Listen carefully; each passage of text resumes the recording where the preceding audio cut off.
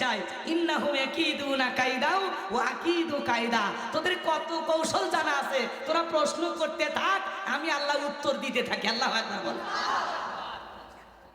এইবার তারা সামনের দিকে রওনা করলো। সামনে পথ চলতে চলতে আমারও মনের মধ্যে প্রশ্ন আসলো, শোনো, গরুর বয়সটা আমরা বুঝতে পারলাম, কম বয়সের গাভী হলেও চলবে না, বয়োবৃদ্ধ গাভী হলেও চলবে না, বয়স বেশি হওয়া যাবে না, কম হওয়া যাবে না, মধ্য বয়সের একটা গাভী জবাই করতে হবে। কিন্তু আমরা যদি কালো রঙের গাভী জবাই করি, আল্লাহ যদি বলে গাভী রং ছিল কালো, তোদের মন ছিল না ভালো। গাভী রং যদি হয় সাদা, আল্লাহ যদি বলে তোরা সবাই গাধা, তখন কি করবি?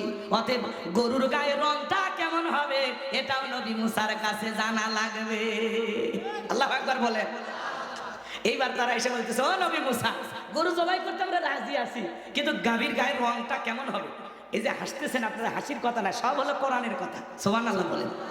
কোরআনের সবচেয়ে বড় সূরা বাকারা। বাকারা মানে গাভী, গাভীর নামে সূরা দিয়েছে। তাহলে গাভীর সেই ঐতিহাসিক ঘটনাটাই আমি আপনাদেরকে বলতেছি। সুবহানাল্লাহ। এরপরে শেষে যে আমরা এখান থেকে শিক্ষা গ্রহণ করব ইনশাআল্লাহ। খারাপ লাগে? দোয়া করবো নাকি? তাকবীর দেন, লিল্লাহি তাকবীর। এইবার তারা যখন এসে নবী মুসা আলাইহিস সালামের কাছে বলে দিলেন, পয়গাম্বার, গাভীর গায়ের রংটা কেমন হবে আমাদেরকে একটু জানায় দেন। আল্লাহ নবী মুসা আলাইহিস সালাম তখন আল্লাহ তাআলার কাছে প্রার্থনা করলেন।